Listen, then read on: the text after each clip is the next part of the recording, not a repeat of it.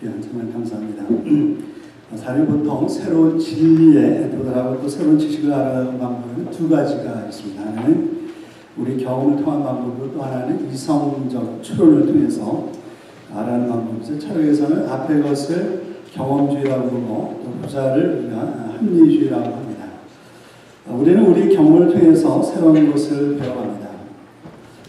근데 이 경험주의를 통한 인간의 어떤 그 지식을 알아가는 것은 한계가 있죠. 왜냐하면 인간이 경험할 수 있는 것은 한계가 있기 때문에 그렇습니다. 우리는 모든 것을 경험할 수가 없죠. 인간의 한계 때문에 우리가 경험할 수 있는 것은 한계가 있습니다.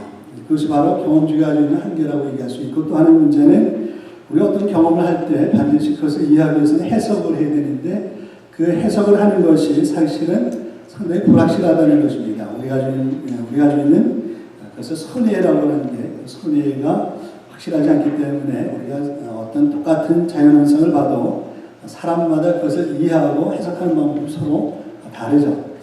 예를 들면 해를 뜨는 것을 보면서 우리는 당연하게 지구가 자전하기 때문에 우리는 해가 뜬다라고 이해를 합니다. 그것이 맞죠. 근데 중세 사람들에게 만약에 해를 뜨는 것을 설명하라고 그러면 그 사람들은 그렇게 생각하지 않고 해가 지구를 중심으로 돌기 때문이라고 그들은 이해를 합니다. 그 차이가 왜 일어나게 되냐면 학습에 의해서 일어나는 거죠. 우리가 무엇을 학습을 했냐, 어떻게 배웠느냐에 따라서 똑같은 자연현상을 보는데도 불구하고 그것을 이해하고 해석하는 것이 서로 다른 것입니다. 우리가 똑같은 자연 만물을 봐도 사람마다 똑같이 우리가 경험하고 똑같이 이해한다고 생각하지만 전혀 그렇지 않습니다. 사람마다 이해하는 것이 다르고 해석하는 것이 다른데 그 이유는 다른 것이 아니라 우리가 무엇을 학습했느냐, 무엇을 배웠느냐에 따라서 다르다는 것이죠. 그것을 철학에서 선의라고 그러고 패러다임이라고 하죠. 여러분도 아마 패러다임에 대해서 많이 배우셨을 것입니다. 패러다임이라는 것은 우리가 세상을 보는 시각이라고 얘기할 수 있어요. 우리가 어떤 시각을 가지고 우리가 세상을 바라보느냐에 따라서 이해가 다르고 그것을 해석하는 것이 다릅니다. 그 경험주의 대표적인 학문을 들라고 한다면 과학입니다. 그렇기 때문에 과학은 우리가 생각하기에 확실하다라고 생각할지 모르지만 과학은 상당히 불확실합니다. 과학을 해본 사람들은 다 과학이 확실하지 않다는 사실을 너무나도 잘 알고 있습니다. 또 하나 우리가 이성적인 추론을 통해서 새로운 진리를 알고 새로운 지식을 우리가 습득하는 방법이 있죠. 그것을 합리주의라고 하죠. 합리주의. 그리고 그 대표적인 학문이 수학입니다. 예를 들면 이런 것이죠. 대표적인 수학의 대표적인 학문이 기하 분야가 있죠. 기하를 보면 몇 가지 그 공리에서부터 시작이 됩니다. 예를 들면 기하의 가장 기초가 되는 것이 유클리드 기하이라는 것이 있습니다. 그래서 유클리드 기하를 보면 5가지 공리가 있는데 그 중에 하나가 뭐냐면 두 점을 잇는 직선은 몇 개죠? 여러분 중학교 시간에 수학 시간에 좋은지 안 좋았는지를 테스트 하겠습니다. 두 점, 서로 다른 두 점을 잇는 직선은 하나죠. 그 다음에 한 직선과 직선 바깥에 있는 선, 그 점에서 그을 수 있는 평행선은 몇 개죠? 하나밖에 없어요. 하나밖에 없습니다. 그 다음에 삼각형의 내각의 합은 몇 도입니까? 180도죠. 그렇죠? 5가지 공리가 있는데 그 모든 어떤 아무리 어려운 문제고 복잡한 기하도 이 5가지 공리를 가지고 모든 문제를 풀 수가 있습니다. 수학, 그 이성적인 추론을 통해서 알 수가 있는 거죠. 그런데 실제적으로 우리가 살고 있는 이 우주는 사실은 삼각형의 합이 180보다 클 수도 있고 작을 수도 있다는 거예요. 그리고 실제적으로 한 직선과 그 직선 바깥에 있는 한 점에서 그을 수 있는 평행선은 없을 수도 있고 많을 수도 있다는 것입니다. 그것이 실제적으로 우리가 살고 있는 세상 우주가 그렇습니다. 그것을 우리가 어떻게 알 수 있냐면 그것이 바로 아인슈타인의 일반 상대성 원리입니다. 일반 상대성의 원리에 의하면 실제적으로 우리가 살고 있는 우주가 평평하지 않고 휘어져 있다는 것이 입증이 됐어요. 무엇 때문에 휘어져 있냐면 중력장에 의해서 실질적으로 휘어져 있다는 것이 발견되었습니다. 우리가 아까 들었던 유클리드 기하학은 뭐에 의해서 세워진 거냐면 우리가 살고 있는 우주가 평평하다는 가정하에서 세워진 공리입니다. 근데 실제적으로 우리가 살고 있는 우주는 평평하지 않다는 거예요. 그래서 우리가 어떻게 알 수가 있냐면 빛의 궤적을 추적해보면 우리가 알 수가 있습니다. 빛은요 직선으로 가거든요. 빛이 가는 궤적은 뭐를 나타내고 있냐면 이 우주가 어떻게 생겨 있는 모습을 가장 잘 보여주고 있는 그런 궤적이라고 얘기할 수 있는데, 실제적으로 빛의 궤적을 보면 우리가 생각하기에 직선이라고 생각하지만 실제적으로 직선으로 되어 있는 것이 아니라 중력장에 의해서 휘어져서 갑니다. 그래서 우리가 타고 가는 비행기도 우리가 생각하기에는 직선으로 간다고 생각하지만 그렇지 않고 중력에 의해서 휘어져서 가게 돼 있어요. 그것이 맞습니다. 근데 무슨 얘기를 하고 있는 거냐면, 우리가 생각했던 자명했다라고 하는 것이 뭐에서 사실은 결정이 되고 있냐면 우리의 선의에 의해서 결정이 됩니다. 수학조차도, 절대적이라고 생각했던 수학조차도 사실은 뭐에 의해서 우리가 오해를 할 수가 있고 잘못 생각할 수 있냐면 우리의 선의에 의해서, 우리가 그 이전에 배운 것이 무엇이냐에 의해서 바뀌어질 수 있다, 잘못될 수 있다는 것입니다. 그것이 바로 포스트 모더니즘에서 얘기하고 있는 얘기들이에요. 그렇기 때문에 인간이 알고 있는 지식이라는 것은 절대적인 것은 없다. 참된 지식을 인간이 알 수 있는 방법은 없다는 것이 포스트 모더니즘에서 주장하고 있는 내용입니다. 근데 우리가 좀 더 객관적으로 보면 사실 그 말이 맞습니다. 인간의 경험과 인간의 이론적인 이성적인 추론으로 아는 지식이라는 것은 우리의 선의에 의해서 어쩔 수 없이 해석을 해야 되는데, 우리가 가지고 있는 선의라는 것은 편견에 의해서, 한 부분에 의해서 우리가 배운 것이기 때문에 완전할 수밖에 없고, 그것에 의해서 우리가 배우는 것들도 완전할 수 없다는 것입니다. 근데 우리가 완전한 진리를 알 수 있는 한 가지 방법이 있는데, 그것은 뭐냐면 하나님이 계시다고 한다면 하나님께서 우리에게 그것을 알려주실 때만이 우리는 참된 진리를 알 수 있다는 거예요. 그 외의 방법으로는 우리는 참된 진리를 인간의 이성과 경험으로는 알 수가 없습니다. 그것은 어쩔 수 없는 인간이 가지고 있는 한계라고 얘기할 수 있어요.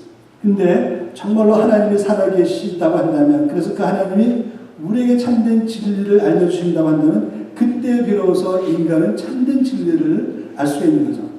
그것이 바로 하나님의 계시입니다.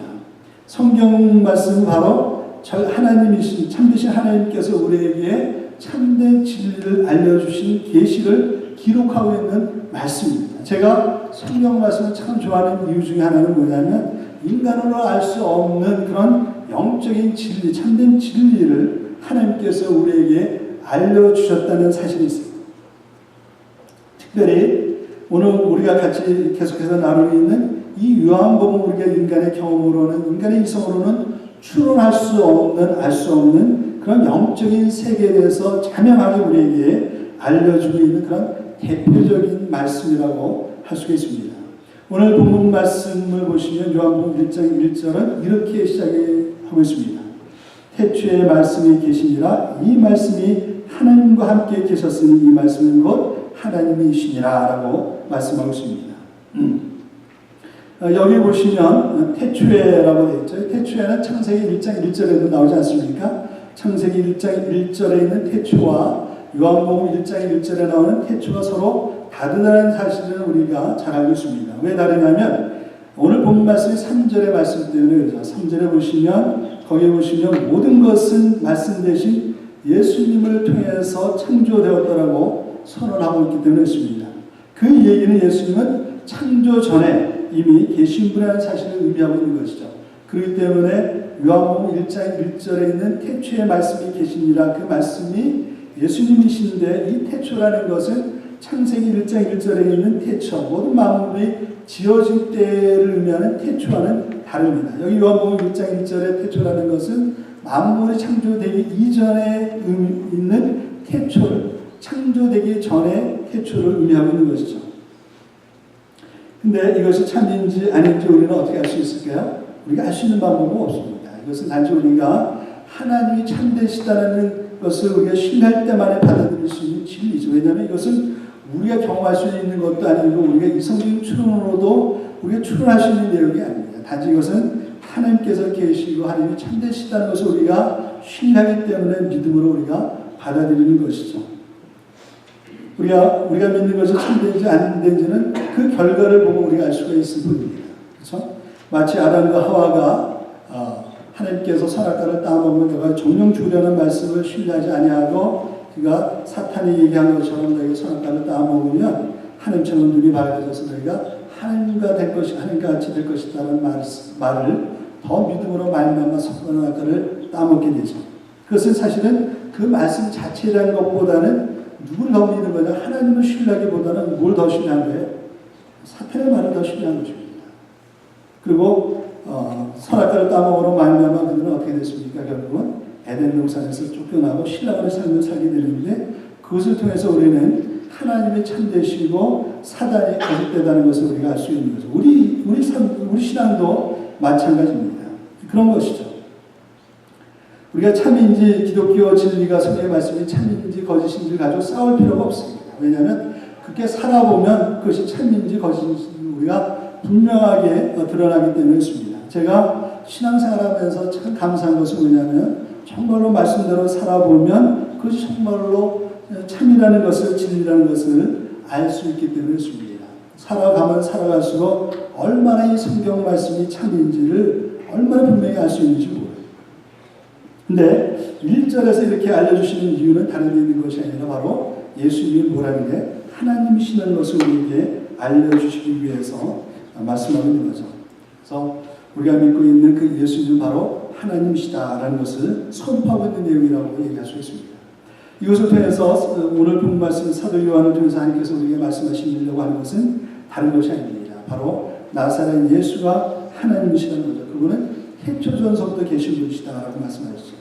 성경에서 예수님이 하나님의 아들이신 것을 예수님이 신성을 입증하는 방법에는 두 가지 방법이 있습니다. 하나는 하나님만이 가지고 있는 특성을 예수님이 가지고 있다는 것을 통해서 예수님이 하나님의 아들이신 것을 증명하는 방식이 있고요. 또 하나는 하나님만이 하실 수 있는 것을 예수님이 하신 것을 통해서 예수님이 하나님의 아들이신 신성을 가지고 계신 분이라는 것을 입증하는 방식이 있습니다. 근데 오늘 본 말씀을 보시면 이 두 가지가 다 나와 있어요. 그러니까 예수님이 태초에 계신다는 것은 뭐예요? 영원성을 얘기하고 있는 거죠. 영원하신 분은 오직 하나님 한 분뿐이십니다. 근데 또한 누가 영원하시냐면 예수님이 영원하시다는 거예요. 그 얘기는 뭡니까? 예수님은 누구시다는 게 하나님이시라는 거죠. 또 하나 중요한 것은 뭐냐면 하나님만이 하실 수 있는 것을 예수님께서 하셨다는 것을 통해서 예수님의 신성을 증하는 방식이 있는데 여기 보시면 3절에서 그렇게 말씀하시죠. 만물이 그로 말미암아 지은 바 되었으니 지은 것이 하나도 그가 없이는 된 것이 없다라고 말씀하십니다. 여기 보시면 예수는 창조주 하나님으로 말씀하고 있어요. 근데 이 창조는 누구만 할 수 있는 게 하나님만이 하실 수 있는 거죠. 그것을 통해서 말씀하신 것은 뭡니까? 예수님이 바로 하나님이신 것을 지금 말씀하고 있는 거예요. 인간과 우주의 기원에 대해서 두 가지 상반된 견해가 있습니다. 그래서 우리가 잘 알고 있는 것처럼 하나는 하나님께서 창조하셨다는 창조론과 또 하나는 하나님 없이 우연히 생겼다는 진화론입니다. 그런데 성경은 우리에게 분명히 말씀하시기를 이 세상은 하나님 없이 우연히 생겨난 것이 아니라 창조주 하나님에 의해서 창조되었다라고 우리에게 분명하게 말씀하고 있습니다. 그러면서 종신이 있으면 우주 만물을 보라고 말씀하시는 거죠. 우리 정말로 세상이 창조가 되었는지 진화가 되었는지 어떻게 알 수 있을까요? 그래서 하나님께서 만드신 자연 만물을 통해서 우리가 알 수 있습니다. 우리 한번 로마서 1장 2절 말씀, 20절 말씀 보실게요. 거기 보시면 하나님께서 창조하셨다는 것의 증거로 자연 만물을 제시하고 계신 것을 볼 수가 있습니다. 로마서 1장 20절 말씀입니다. 우리 한번 같이 읽어보실게요. 로마서 1장 20절 말씀 우리 같이 읽겠습니다. 시작. 창세로부터 그의 보이지 않는 것들 곧 그의 영원하신 능력과 신성이 그가 만드신 만물에 분명히 보여 알려졌나니 그러므로 그들이 뭐야? 핑계하지 못할지니라. 너희가 정말로 정신이 있어서 자연 만물을 보면 뭘 알 수 있다는 게 그 속에서 하나님의 신성과 능력을 있다는 것을 알게 되고 그것을 통해서 이 자연 만물은 정말로 우연히 생겨난 것이 아니라 하나님에 의해서 창조가 되었구나 하는 것을 알 수 있다는 것입니다. 저는 아직도 진화론을 믿는 사람들을 보면 좀 이상하게 보여요. 사실 어떻게 좀 발전한 정신을 가지고 진화론을 믿을 수 있을까? 저는 진화론을 믿는 사람들을 보면 마치 이렇게 얘기하는 사람 같아요. 뭐냐면 우연히 바닷가를 거닐고 있다가 시계를 주웠습니다. 떨어진 시계를 봤어요. 그 시계를 죽고 난 다음에 얘기하기를 이렇게 얘기하는 거나 마찬가지로 저는 생각합니다. 야, 오랜 세월이 지나더니 이 모래알이 그 뜨거운 햇볕 태양에 녹아가지고 센 물이 되더니 어떤 것은 작은 톱니바퀴가 되고 어떤 것은 큰 톱니바퀴가 되고 어떤 것은 시침이 되고 어떤 것은 분침이 되고 어떤 것은 조침이 되더니 시간이 오래되더니 그것이 얽히고 설켜가지고 시기가 되었구나라고 주장하는 거나 똑같다라고 저는 생각합니다. 다른 것이 없죠. 왜냐하면 사실은 우리가 살고 있는 이 자연 만물과 우리 인간을 보면 그것은 그 시계보다도 훨씬 존귀하기 때문에 있습니다. 그렇죠? 만약 여러분 가운데 어느 분이 바닷가를 거닐다가 우연히 시계를 주셨는데 시계를 가지고 그렇게 우연히 만들어졌다고 생각하면 여러분 그 사람은 어떤 사람이에요? 정신이상이겠죠. 그렇죠? 정상적인 사람이라고 얘기할 수가 없습니다. 만약 그 사람이 정상적인 사람이라고 한다면 어떻게 생각하는 게 맞아요?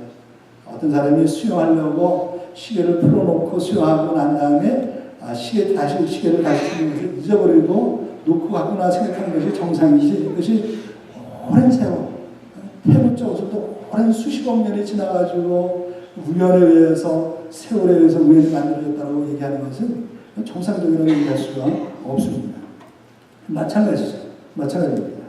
저는 현대인의 정신세계를 혼피화시킨 가장 큰 원인이 있다고 한다면 저는 그것이 다른 것이 아니라 바로 진화론이라고 저는 생각합니다. 여러분, 진화론은요, 우리가 생각한 것 이상으로 현대인의 정신세계를 황폐화시킨 주범이라고 할 수 있습니다.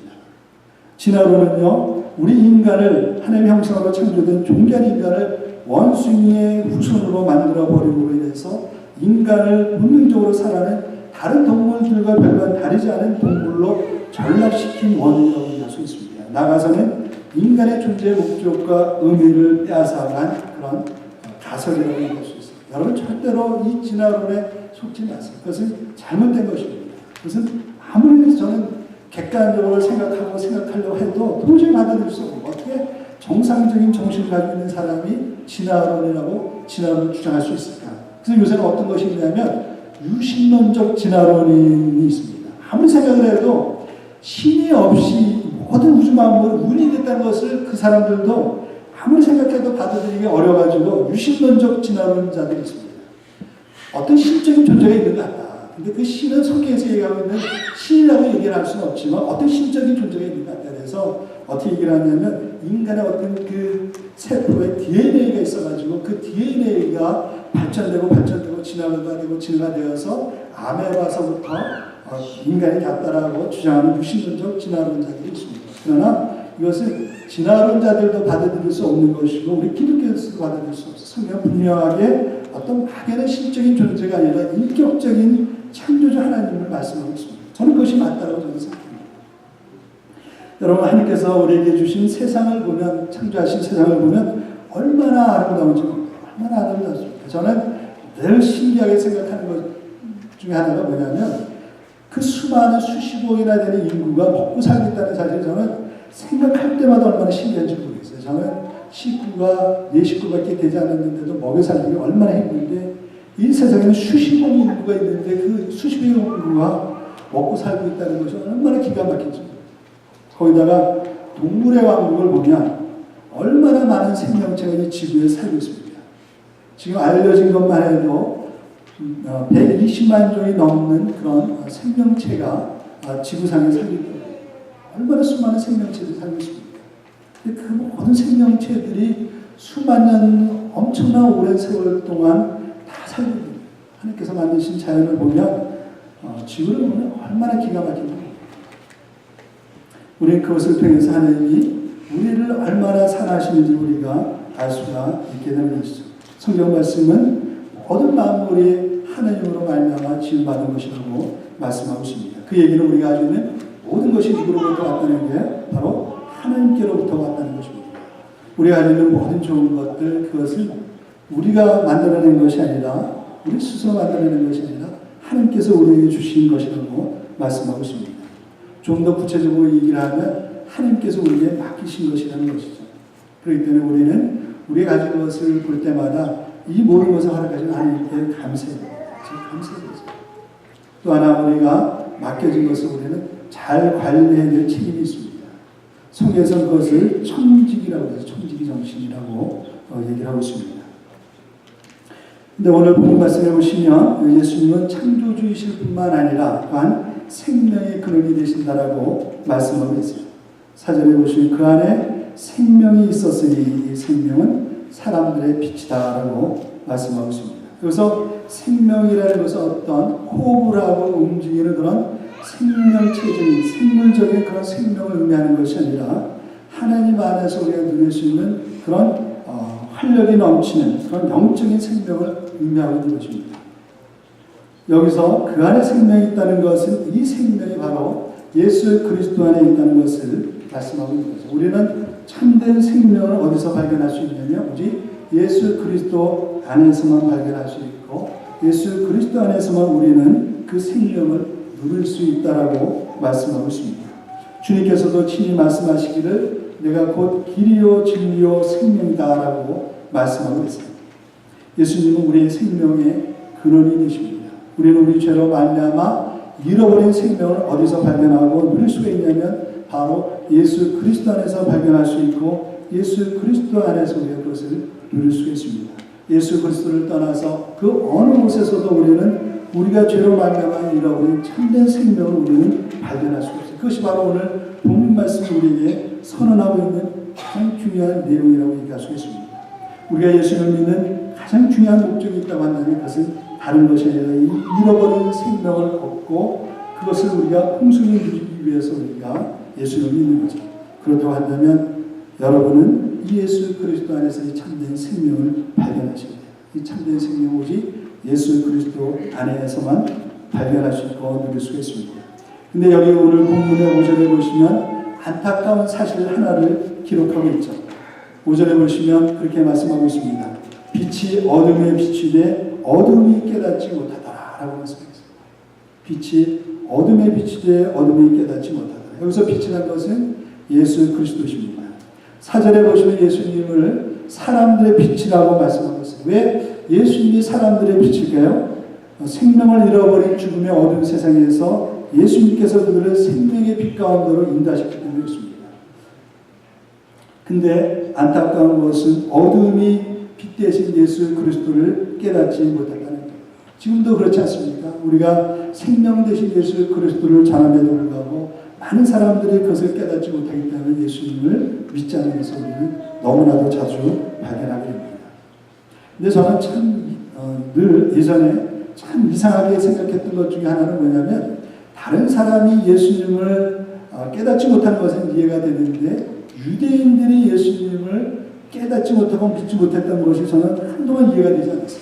어떻게 하나님을 가장 잘 알고 있었던 유대인들이 어떻게 정작 하나님의 아들이신 예수 그리스도가 오셨을 때 그들은 예수님을 알지 못했을까 하는 것입니다. 그것은 두 가지 중에 하나라고 얘기할 수 있습니다. 예수님이 가짜든지 아니면 유대인들이 하나님을 잘못 알고 있었든지 두 가지 중에 하나라고 얘기할 수 있어요. 정말로 그들이 예수님이 하나님의 아들이시고 유대인들이 하나님을 잘 알고 있었다고 한다면 하나님의 아들로 오신 예수 그리스도를 그들은 알았을 것이고 그리고 그 예수님을 믿었을 거예요. 그런데 그들은 예수님이 하나님의 아들로 이 땅 가운데 오셨을 때 그것을 깨닫지 못했습니다. 그 예전에 그 겨울연가라는 그 드라마가 있죠. 아마 여러분들 많이 보셨을 것 같아요. 제가 드라마를 안 봅니다. 시간 낭비하는 것 같고 그래서 드라마 보다 보면 짜증이 나가지고 저는 보다가 우리 집사람이 가끔 가다 보자 조금 보다가 너무 얘기가 뻔하고 그래서 안 보는데 겨울연가 같은 거 여러분이 꼭 한번 보시면 좋을 것 같아요.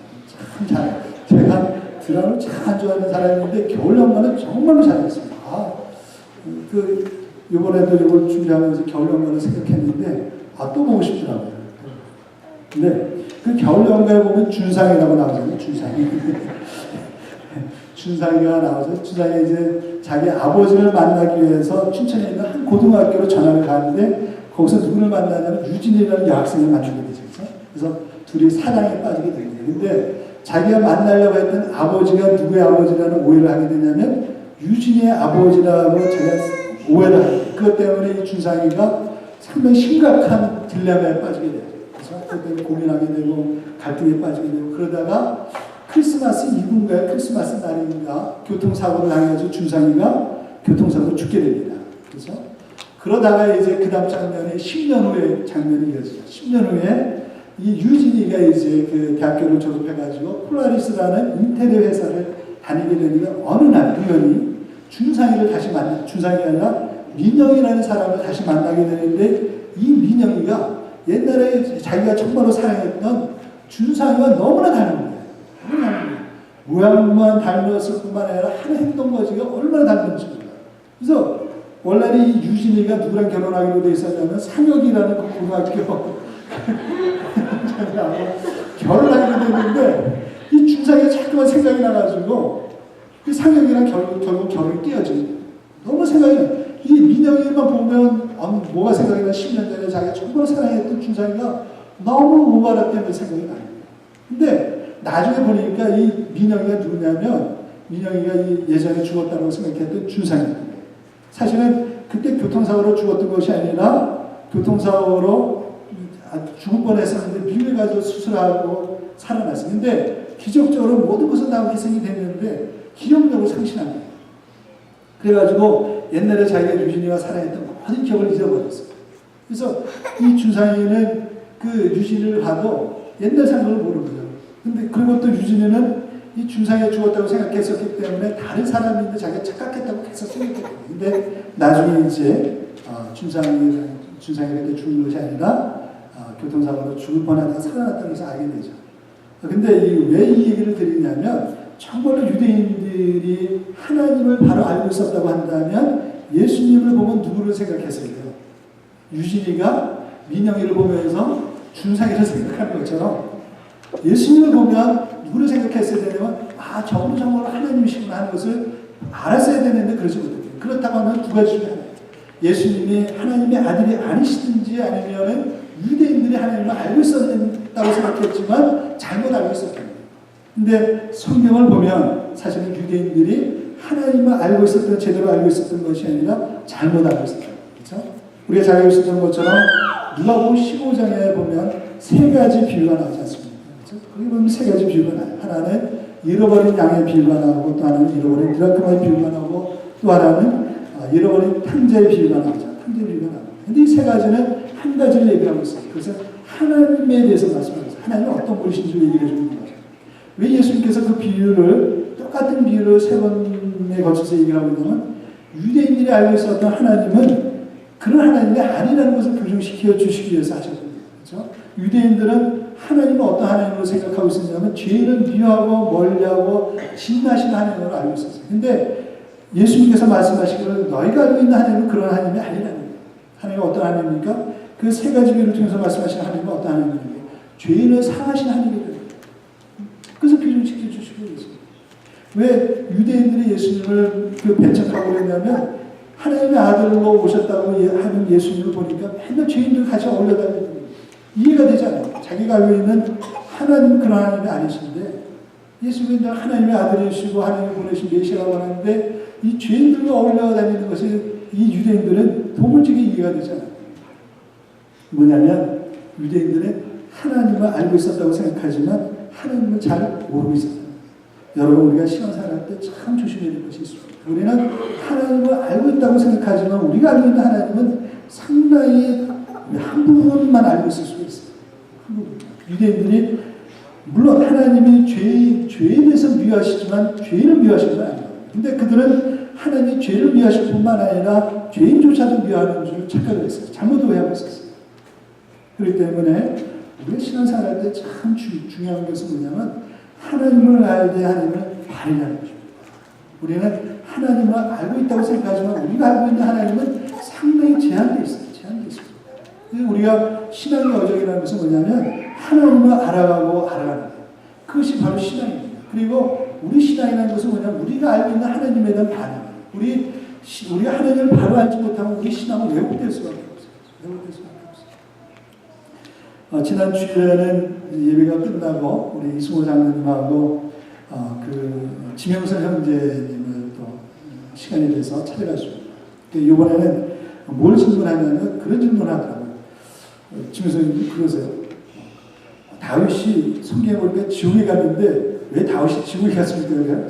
저는 깜짝 놀라요. 저는 성경을 그렇게 읽었는데도 다윗이 지옥에 갔다는 것을 한 번도 본 적이 없거든요. 그래서 성경 어디에 다윗이 죽여간다는 구절이 있습니까? 그랬더니 분명히 있다. 그래서 어디 있는 것입니까? 그랬더니 사도행전을 읽었는데 사도행전에 그게 있다는 거예요. 그래서 제가 아무리 사도행전을 생각해도 그런 구절이 없거든요. 성경 어디에도 다윗이 죽여갔다는 구절이 없는데 그래서 나중에 가만히 생각을 해보니까 이분이 사도행전 2장 34절에 있는 말씀을 가지고 있는 것 같아요. 여기 보면 무슨 구절이 있냐면 다윗이 하늘에는 올라가지 못하였으나라고 그런 구절이 있거든요. 이제 베드로가 그 설교하는 가운데서 그 시편에 있는 다윗이 얘기한 것을 고백하고 있는 내용입니다. 아마 그 지명선 대님은 거기 성경에 있는 다윗이 하늘에 올라가지는 못하였으나를 천국으로 생각했던 것 같아요. 그래서 천국에 가지 못했구나, 그래서 지구에 갔구나라고 생각했던 것 같은데 거기서 얘기하고 있는 하늘이라는 것은 천국을 의미하기보다는 다윗이 비록 하늘에로 올라가지 못해서 직접 보지는 못했지만 하늘에 계신 우편에 앉아 계신 예수님을 본 것을 가지고 시편에서 그 기록하고 있는 것을 아마 지혜성님이 그렇게 오해하시는 것 같아요. 우리가 성경을 읽을 때 참 조심해야 돼요. 우리는 우리의 성경을 가지고 성경을 이해하기가 얼마나 많은지 모르겠어요. 내가 생각하고 있는 하나님을 가지고 성경을 이해하려고 할 때 우리 참 조심해야 돼요. 왜냐하면 우리가 가지고 있는 그런 선의가 우리가 가지고 있는 우리가 성경을 읽을 때 잘못된 성경을 잘못 오해할 수 있는 그런 이유가 참 그 근거가 되는 경우가 상당히 많기 때문에 그래서 우리가 성경 공부를 잘 배우는 것이 참 중요해요. 성경 공부를 바로 배우는 것이 얼마나 중요한지 모르겠어요. 하여튼 우리 신앙생활에서 중요한 것은 이것이죠. 예수님께서 오신 가장 중요한 목적이 있다고 하면 우리에게 이 참된 생명을 주시기 위해서 오셨다는 거예요. 저는 여러분이 이 참된 생명을 예수 그리스도 안에서 발견하고 그것을 누릴 수 있는 여러분이 되셨으면 좋겠어요. 그러기 위해서 중요한 것은 뭐냐면 우리가 하나님을 바르게 알아야 됩니다. 예수 그리스도를 바르게 알아야 됩니다. 왜냐하면 그 생명이 누구 안에 있냐면 예수 그리스도 안에 있기 때문에 있습니다. 우리가 이 예수 그리스도를 바로 알지 못하게 되면 우리가 올바른 신앙생활을 할 수 없게 되고 그러고 해서 예수님께서 우리에게 약속하시는 참된 생명을 우리가 누릴 수 없기 때문에 그렇죠. 그렇기 때문에 우리의 가장 중요한 것이 있다고 한다면 우리가 하나님을 바르게 알아야 성경을 우리가 많이 읽는 것도 중요하지만 더 중요한 것은 정확하게 하는 것입니다. 정확하게 우리가 바르게 하는 것이죠. 그랬을 때 우리가 하나님을 바르게 알아갈 수 있고 그래서 우리가 약속하신 풍성한 삶을 우리가 누릴 수 있게 될 것입니다. 기도하시겠습니다.